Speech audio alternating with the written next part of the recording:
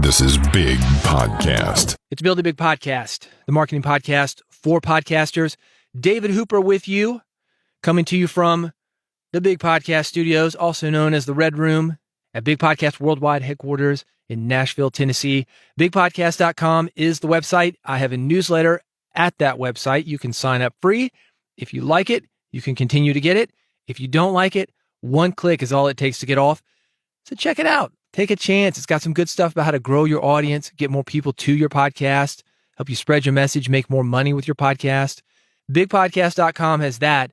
And here on this podcast, I do an audio version of that with extra commentary. I've got about 5 things that I'm going to talk about from the last newsletter. Newsletter.bigpodcast.com is to see the written newsletter. If you want the links, that is where to go. Newsletter.bigpodcast.com. Here's the first thing. Does shorter equal better? In this case, the answer is yes. You know, I've got a big book on podcasting, 463 pages, 93,000 words. It's called Big Podcast, Grow Your Podcast Audience, Build Listener Loyalty, and Get Everybody Talking About Your Show. And when you see it, you may find it intimidating. I certainly did when I had to voice it to do the audiobook version. I thought to myself, man, I spent 4.5 years writing this thing. I've already been through it several times. Do I need to get a perfect read of it? Yeah, you do for the audiobook version. And that was intimidating to me. So believe me, I get it. Even just looking at the thing, you think, whoa, that looks like work. Well, the same is true for long podcasts. We can all name some outliers. There are some very popular exceptions to this rule. But for most people, when they see a podcast that's 2 or 3 hours long or longer, they're going to skip it. Those that do listen to these long podcasts, they've got them on in the background. They're not really listening. Maybe they've got some kind of repetitive data entry job. They don't really have to pay attention. Maybe they're driving. They're not really paying attention, not like they would with a short podcast. When you've got a short and to-the-point podcast, that gets attention. And all of us, regardless of the type of podcast that you do, maybe you've got a short podcast already, 15, 20 minutes. Maybe you've got a long podcast. Regardless, we've got the opportunity to go shorter. This is my challenge to you. I call it the Small Podcast Challenge. It's going to sound crazy, but it can be done. It happens all the time, especially in broadcast radio and television. So just for fun, you don't have to publish this. I want you to go through your last 30-minute episode or interview, and I want you to try to create a complete episode that is just 5 minutes long. I'm talking about taking the existing tape that you have, and again, I'm recommending about 30 minutes. You could do this with 15 minutes, whatever. Challenge yourself to your own level. Here's the framework to do it. You've got an intro. You're going to take a single big idea. You're not necessarily going to use every single thing you talked about within that 30 minutes. And you've got an outro. You're going to do an intro, and you can re-record this if you need to. You're going to have a single big idea from the content that you've got. You're going to do an outro. Maybe you need to re-record that outro as well. If you record a new intro and a new outro, you can easily guide in a few sound bites taken from a longer interview and make a short segment. This is what you're hearing on NPR. I talked to a friend of mine from NPR. She said, I way over tape. I said, tell me about that. What does that mean to you? She said, I had 8 hours of tape for a 5-minute segment. I said, oh my, how do you do it? How do you do it? Because you got to go through it. And what she's doing is she's listening as she's taping because she's there, and she's making notes. And this was a political thing that she was working on, okay? So it's probably not like a straight interview. A lot of times she's in something like a council meeting, a trial. She's listening for those sound bites, and she can make note when they are on the tape, because the tape, every recorder is going to have a time marker on there. Or she's going to get a transcript. She's going to write keywords, then look at those keywords that she wrote and compare them to the transcript, and she's going to know where that segment is on the tape that she's got. Anyway, the point is, she says, I way over tape, had a day's worth of tape, a full day's worth of tape, and I needed to have this thing down to 5 minutes. How are you going to do it? You're going to record that intro, you're going to record the outro, and you're going to take that single big idea, the thing that she was trying to convey in the 4 minutes that she had, and you're going to start organizing. When you're bringing people in with your own intro, your own narration, you don't have to let the tape do the talking for you. And what I mean by that is if you were to do an interview with somebody, some people are long-winded. You might have somebody who says, well, That's a very interesting question. Let me think about that for a minute. I appreciate your thoughtful questions. It really makes you scratch your head. Do you see what I'm saying? So you could say something like, I asked blank about blank. He paused, thought for a minute, and here's what he told me. Get right to the point. That's going to cut down on a lot of that time. You don't have to listen to the guy go through the process of, that's an interesting question, and him and haw and think about things, scratch his head, ask his wife. You don't have to do that. You can say what is happening, get that big idea, and then get out of there. Doing this is going to help you become a better interviewer. The important thing about this exercise is not that you're going to finish with a perfect recording. It's that you're going to start to think about the edits that you do in a different way. It's going to completely change how you do interviews and episode outlines and get you better tape to work with, even if you never edit at this level again, or you don't edit at all. You're editing in your head. This is what the great engineers and editors that I've worked with do. I started to do it myself. If you're out in the field getting interviews, or even if you're in your podcast studio doing something via Squadcast, Zoom, Clean Feed, however you do your remote interviews, you should be editing in your head. Okay, good. That's segment 1. That's segment 2. That first part was a little boring. That's going out. This was a little cold. I'm going to leave that out too. We're going to get into segment 3. Then I'm going to get out. Think of your episodes in segments. When you do this, not only are you going to have those better, tighter episodes, but a lot of the content that you're going to get, it's going to come in handy for quick bonus episodes, trailers, social media videos. You want some examples of those? Instagram.com/bigpodcast1. Number 1, Instagram.com/bigpodcast1. Something related to this, I eat my own cooking. I'm not going to ask you to do anything that I would not do myself. I've got a brand new book coming in the next few weeks. It is much shorter than the book that I mentioned, the Big Podcast book, 463 pages, 93,000 words. This new one, closer to 30,000 words. So it is about 1/3 of what the other book was. It's easier to get through. It is to the point, and you are going to like it. Got some other book projects behind that are just as quick, just as easy to read. I'm working on about 5 of them right now, and I'm going to be dripping them out over the next few months.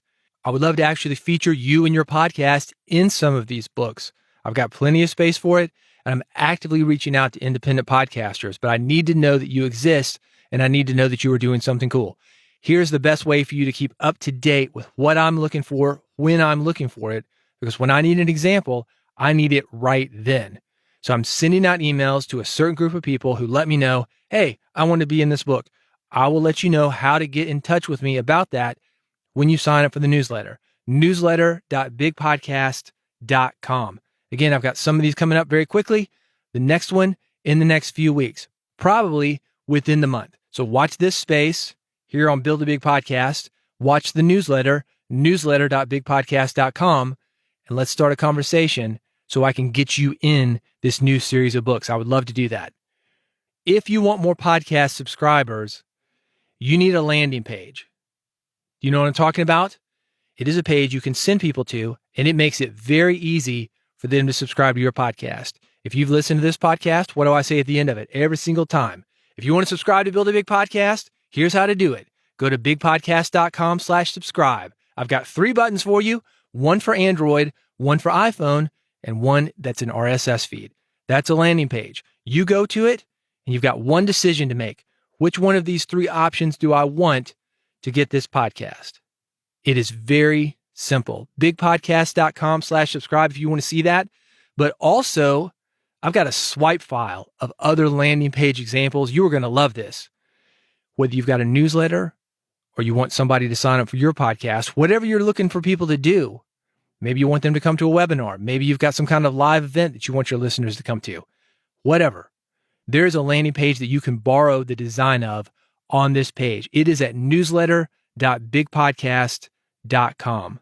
By the way, I've got a mobile landing page just for people who are on their phones. So when I'm out speaking, I'm talking to somebody, we're talking about the podcast maybe. Hey, why don't you subscribe? Let me show you how to get to it. I've got that linked at newsletter.bigpodcast.com. That's going to be really important for you too. If you have people who are mostly listening to you via their phones, or you're meeting people where they don't have a laptop in front of them, but they've got a phone, and who doesn't have a phone these days? You want a mobile landing page. If you want to see that example, newsletter.bigpodcast.com. There's actually a $19 tool that I've got linked. It'll make these landing pages for you. So check it out, newsletter.bigpodcast.com. And if you don't have a mailing list, that's one of the big ways that we use landing pages. You need one. I've also got some cheap mailing list software linked. All of it, newsletter.bigpodcast.com. Let's talk about ways to niche down. 7 ways to niche down. And by doing that, level up your podcast. I have talked about the power of niching down for podcasters in the book that I mentioned. I talk about it here all the time. Small is the new big. This is what I'm talking about. Shorter is better. Smaller is bigger because it's something just for you. If it's just for you, you listen up. If you really love chocolate chip cookies and I come to you and say, hey, I've got some chocolate chip cookies. You don't care about the other 5,000 flavors of cookies in the store if you're a real chocolate chip cookie fan. All you need is that one. That's what we're doing with podcasting. We are delivering the exact type of cookies that our listeners like. I've got an article that I linked to. It's got more information about this, but I'm going to tell you how this guy's niching down what he does. It's also something for you to think about as far as niching down what you do, including your podcast. It could be by industry. For example, if I took this podcast, which is about building a podcasting audience, I could do one if I really wanted to niche down with it. You got a law practice? Here's how to build your law practice podcast. You're a chiropractor? Here's how to build a chiropractic podcast. You're a gym? Here's how to build your health and fitness podcast. You can niche down by industry. You can niche down by demographic. Here's how to build a podcast for single women. Here's how to build a podcast for Christian women. Here's how to build a podcast for middle-aged women. What are you doing? Something with health? Here's how to lose weight for middle-aged women. Here's how to lose weight for Christian women. Here's how to lose weight for single women. You talk to those people in different ways. The single woman, maybe she wants to get married. Maybe she's dating. She's younger. You're going to talk to her in a completely different way than you would talk to the Christian woman who's maybe married. She's been married 20, 30 years. She's pretty established. Maybe she's a mother. She's into health and fitness too, but for different reasons. And because she's Christian, she's got a certain belief system, and we all have a belief system. Don't fool yourself. I don't know what kind of religion you are. We've all got one, even if it's a secular religion. You can talk to her differently than you could somebody who is not Christian. We've got the religious broadcasters. They're coming to Nashville this month. When you go to religious broadcasters, you are going to see booths of podcasting people, booths of pro audio people. You're going to see people with satellite networks, all sorts of stuff. And those companies are going to be called something like this. Sunlight, Sonlight. Get it? Sunlight Podcasting. You're a Christian guy. You say, should I go for podcasting company L or should I go for Sunlight, Sonlight Podcasting? The Sunlight guys get me. It's the same company. They just call them something completely different. But you feel like you're understood, you're going to go with somebody in your tribe. Same for you and your podcast. It could be by physical location. I've had podcasts that are just for Nashville. And if you're in Nashville, you see that podcast, your ears just perk up. That podcast is all of a sudden more interesting to you. I don't care about the guys in Chicago, Walla Walla, Washington, Chunky, Mississippi, just for Nashville. You can niche down by digital platform, by price, by distribution. You can niche down by problem. For example, this podcast, a podcast about podcast marketing, I can niche it down and talk about just your first 1,000 listeners, your first 100 episodes. Think about this. I've got them all linked. It's newsletter.bigpodcast.com. If you really want to go big, you can take the same basic content that you've already got and do different versions for different subsets of a group. I want to go back to that Christian example for Christian women. You can niche down on that. You got Baptist Christian women. You've got Methodist Christian women. You've got Presbyterian Christian women. Nashville Christians, Walla Walla, Washington Christians, Chunky, Mississippi Christians. The further you niche down, you don't get a bigger audience, but you will get a more engaged audience. They are easier to find. They are easier to sell. They are easier to engage. So consider this, newsletter.bigpodcast.com. I've got a tool in this issue. Let's talk about making your podcast stand out using this tool. This will help you take your podcast and your social media graphics to the next level. It is a great way to make profile pictures It is a great way for you to change up guest photos so your guest really pops. Got examples, newsletter.bigpodcast.com. It's free, and you're going to think it's great. Run your Twitter profile picture through this tool. You will start to see more people engage with you. It is that powerful. Newsletter.bigpodcast.com. It is linked for you. Never run out of episode ideas. Here are the top 6 content curation tools for 2022. You will find these tools very helpful for discovering new episode topics, as well as organizing the ideas that you discover. Those 6 tools linked at newsletter.bigpodcast.com. And finally, to end up this shorter equals better, smaller equals better episode, Shopify versus Amazon. This is a great lesson for podcasters. Do you know Shopify? Anybody can put up a Shopify site. It's basically the butcher, the baker, the candlestick maker. If you want an online presence, you need a cart, something to take orders.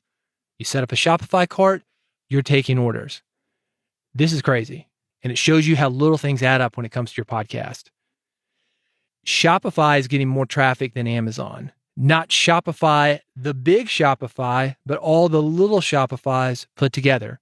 What's happening there will also happen with your podcast. And I'm talking about the little episodes that you put out, that when you put them together, they're going to add up to give you a very big podcast. When it comes to sending people somewhere to listen to your podcast, here's what I do. I send people to Google or I send people to Apple.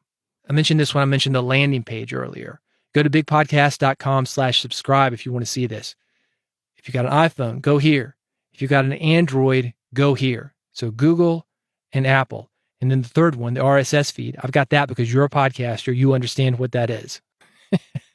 Everybody else, it's one choice, one of 2 things. Google or Apple, depending on the phone that you've got. And I send people to Google Podcast or I send people to Apple Podcast. That's where those decisions will take you. But there are hundreds of podcast directories. There is a link with dozens of podcast directories that you can be part of. It just takes you filling out a form. Boom, you're in them. Those add up. Those little episodes add up. The little audience that you have, when they keep coming back to you, that adds up. Little transactions, that adds up. This is how Shopify has overtaken Amazon when it comes to traffic. It is how you are going to make more money. It is how you are going to have more impact with your message. And these little directories, that's part of this. You might have 1, 2, half a dozen people sign up on these little directories, but that adds up over time. I'm not one of these be everywhere guys that thinks you need to be on every single social media platform that there is. My advice on that is to stick with 1 thing, 2 things, the social media tools that you like and that you're going to engage with, rather than thinking you need to be everywhere. But when it comes to people finding you in a directory, when it comes to you being there and being able to be there very easily by filling out 1 simple form, and again, this is linked at newsletter.bigpodcast.com, why not? 5-10 minutes for you to fill out this thing, that's a high return on investment, even if it's just a few dozen people. But those few dozen people, they stack up very nicely, and you're going to start to see more and more and more traffic. Some of these directories, they're not in the United States. They're not like Apple or Google. India, they got their own directory. If you've listened to this podcast, you might have heard my interview with Shrikant Joshi. He's got a market that he broadcasts to, and this is a geographic market. This is his city, 65 million people. You think some of those guys might like your podcast? Yeah. Which directory do those guys use? It's not Apple. It's not Google. At least that's not the number 1 directory, but it is linked newsletter.bigpodcast.com. If you want more information from me, you know where to go, bigpodcast.com. I would love to get you in these books that I'm doing. Again, I'm going to be releasing these over the next few months, and I'm working hard to get them out, and I'm working hard to have a diverse, great group of podcasters that I really promote and use as examples of people who are doing it right, people who are spreading good messages, helping people, engaging their audiences, and inspiring other podcasters with these small little podcasts. So don't think that you've got to have a big podcast. I want you to have a podcast that makes impact. I want you to have a podcast that is helping people. I want you to have a podcast that's making a difference and making the world a better place. If you've got something like that, I want to talk to you. Make sure you're on the list. Bigpodcast.com gets you on the list. Newsletter.bigpodcast.com. That gets you all the links that I've talked about. I appreciate you. Thank you so much for your support of Big Podcast and this podcast, Build a Big Podcast. I'll be back with another episode soon. I will see you then.